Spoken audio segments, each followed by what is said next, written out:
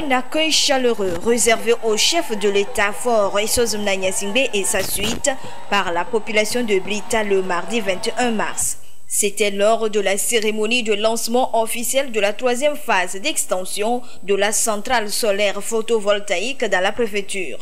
Inaugurée en juin 2021, cette centrale solaire d'une puissance de 50 MW sera renforcée de 20 MW. L'installation photovoltaïque passera à 70 MW de puissance et se fera doter d'un système de stockage de batterie de 4 MW, garantissant ainsi à la ville de Blita une autonomie en termes d'électricité. Cette centrale, qui est installée sur une surface de 92 hectares, a permis d'atteindre une production annuelle de près de 83 000 MWh en 2022, là où les prévisions annonçaient 82 000 MWh. Et l'énergie qui a été produite a permis jusqu'ici de fournir de l'électricité à plus de 158 000 foyers dans la région de Blita et bien au-delà grâce à la connexion de la centrale au réseau de transport d'électricité. Et pour la réalisation de cette connexion, un poste électrique de transformation doté de 2 transformateurs d'une puissance totale de 34 MVA et une ligne de transport de 700 mètres ont été construits. Ce projet s'inscrit dans le cadre de la stratégie nationale de promotion des énergies renouvelables qui vise 100% d'autonomisation en électricité d'ici à 2030. Le ministre chargé de l'Environnement a, dans son allocution, salué l'engagement du chef de l'État à travers ce projet qui contribue énormément à la réduction d'émissions de gaz à effet de serre. L'acte que vous posez en privilégiant les énergies renouvelables est la preuve de votre engagement à promouvoir un développement respectueux de l'environnement en minimisant les émissions de gaz à effet de serre qui occasionnent les crises majeures telles que les crises alimentaires, le réchauffement de la planète et les inondations que vivent nos pays ces dernières années sans exception aucune. L'extension de la centrale solaire de Blita permettra d'augmenter l'alimentation des foyers en énergie électrique, soit 222 000 ménages.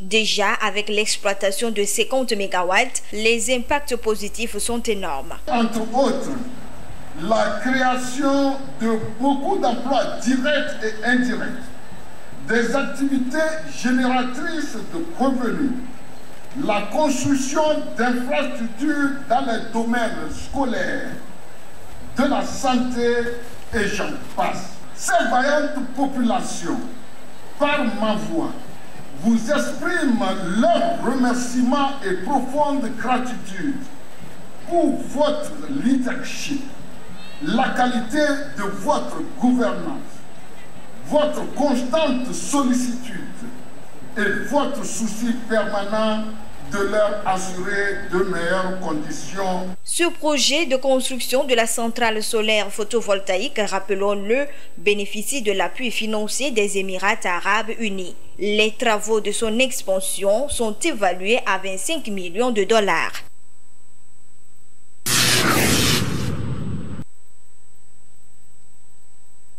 Avec des déchets organiques comme principale matière première, l'homme n'est parvenu à la conception du biodigéteur domestique, un système qui produit du biogaz pour la cuisine. Ce système a plusieurs avantages. Il vous suffit juste d'avoir des déchets organiques, des déchets de la cuisine pour avoir du gaz. Vous n'avez pas besoin d'aller acheter ça quelque part. Tout ménage qui produit des déchets organiques peut avoir le biodigesteur domestique chez lui et produire lui-même le gaz.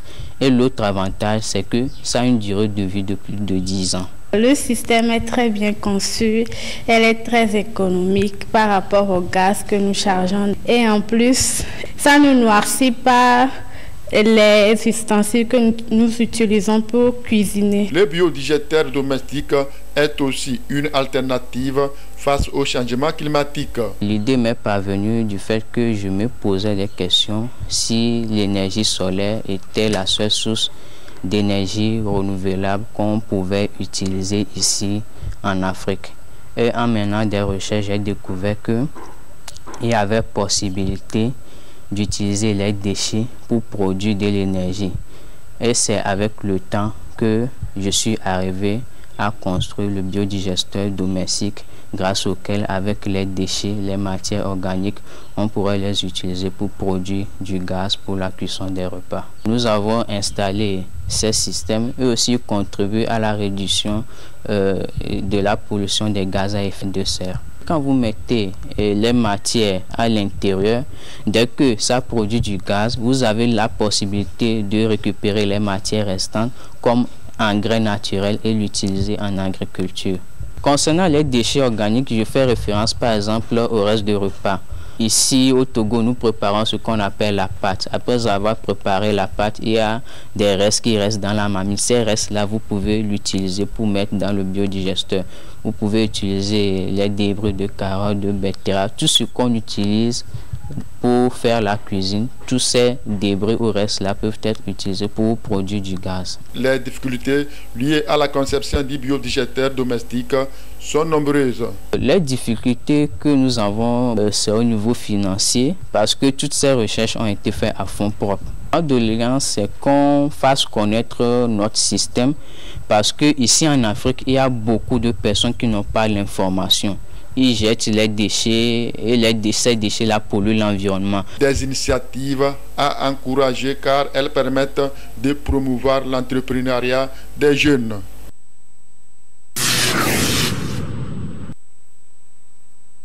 Nombreux sont ces producteurs agricoles qui se plaignent de nos jours de l'appauvrissement des sols cultivables et de la baisse des rendements. Une situation provoquée aussi bien par les changements climatiques que par les effets néfastes des engrais chimiques selon les défenseurs de l'environnement. Pour renverser la tendance, l'utilisation de l'engrais biologique est vivement recommandée. Parce que l'engrais bio permet de restaurer non seulement les sols, l'engrais bio permet aussi de manger sain. L'engrais bio permet à la production d'être naturelle et manger sain sans aucune maladie. Le fertilisant biologique peut être utilisé pour tout type de culture. Les producteurs qui ont déjà fait l'expérience de l'utilisation de l'engrais bio se réjouissent aujourd'hui des résultats obtenus. Nos activités ici, c'est le maraîchage à des mains, ou bien corette, gombo, et piment vert. Bon, on a commencé à utiliser le bio en 2021 et on a vu que le bio c'est bon. Lorsqu'on utilisait avant les engrais chimiques là, si après on utilise et on mange les produits, ça nous donne des fois des maladies. Lorsqu'on a cessé d'utiliser ça, on utilise le bio. Maintenant, les maladies là, ça va un peu. Grâce à l'utilisation des engrais bio-organiques, nous sommes bien. Même les produits, quand tu récoltes ça, ça a fait une semaine, 2 semaines, ça va pas pourrir. Mais avant l'utilisation des engrais chimiques là, si fait 1 jour, 2 jours, 3 jours comme ça, là, demain pourri. Même le piment va aussi ça pourrir. Donc nous sommes fiers d'utiliser les engrais bio-organiques. Nous conseillons ça aux autres cultivateurs. Ça se vend partout. Le taux d'utilisation des intrants biologiques au Togo est encore très faible. Une sensibilisation et une promotion de l'agriculture biologique s'imposent. L'intensification des sensibilisations nous a permis de convaincre et de démontrer les femmes par les formations, par la fabrication du compostage, par l'utilisation aussi de l'engrais bio que notre ONG même en possède. Et donc ceci a fait que les femmes ont commencé par adopter les bonnes pratiques en matière de l'utilisation de l'engrais bio ou en matière de compostage ou en matière de l'engrais vert. Notre appel, c'est de maintenir l'adoption de ces bonnes pratiques et tout doucement nous allons arriver à éliminer ou à stopper l'utilisation de l'engrais chimique dans nos champs. Ceci permettra de protéger les sols et d'améliorer les rendements agricoles.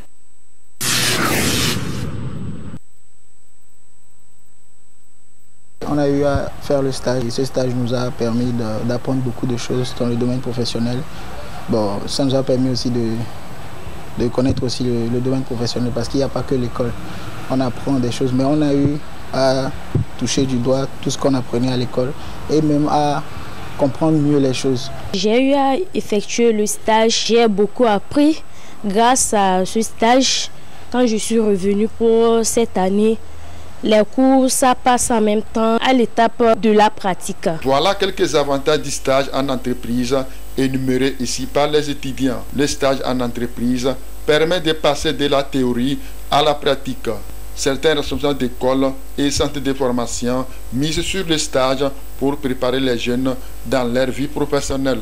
Les stages sont les bienvenus pour permettre aux étudiants de faire face aux réalités du terrain. Ces stages sont des supports, des étapes importantes dans leur cursus, dans la formation que nous leur offrons. Ces stages impactent sur leur vie professionnelle, leur donnent l'expérience nécessaire pour pouvoir remplir correctement leurs fonctions. Pour être efficace, pour être aussi un grand artisan, il faut que vous soyez bien formé et que vous soyez bien perfectionné dans votre domaine. Et c'est pour ça que nous nous sommes dit, nous allons commencer par la formation et le perfectionnement de nos membres afin d'être compétitifs sur le plan national et international. On a effectué une sortie sur le terrain. Tout s'est très bien passé et ça nous a permis de nous familiariser avec la collecte des informations, comment aborder les gens pour pouvoir avoir les informations. De retour du stage, ça nous a permis de mieux comprendre les cours, de mieux pratiquer certaines choses et quand les profs viennent maintenant pour les cours, ça passe beaucoup plus vite qu'avant parce qu'on a eu à expérimenter certaines choses. Le choix de la structure d'accueil au cours du stage devra dépendre de la spécialisation de l'apprenant. C'est compte tenu de la spécialisation retenue par l'étudiant lui-même que nous choisissons les médias qui doivent servir de cadre à ce stage-là pour nos étudiants. Nos étudiants, déjà à la sortie, sont opérationnels. Vous les voyez, ils sont un peu partout. Tout est en marche. Tous les signaux sont ouverts pour que nos artisanes et artisans puissent profiter largement de cette formation et ce perfectionnement. Pour retirer meilleur profit, les stagiaires doivent adopter un certain nombre de comportements. C'est de suivre régulièrement ces stages, d'être assidus, d'être humble, de s'appliquer et de savoir qu'ils sont en train de préparer leur avenir à travers ces stages. Ces étudiants puissent avoir un encadrement propice qui leur permette d'effectuer tous travaux. L'encadrement efficace de ces étudiants, plus la pratique régulière de ces exercices sur le terrain. Lorsque vous voulez produire, le monde évolue et tout évolue. Et nous devons être à la page pour que nos produits soient compétitifs sur le marché national et international. Un élément, il faut respecter un certain nombre de critères. Vu l'importance du stage en entreprise, le ministre de l'Enseignement technique de la formation professionnelle a exhorté les promoteurs d'écoles et centres d'apprentissage à offrir des opportunités aux étudiants.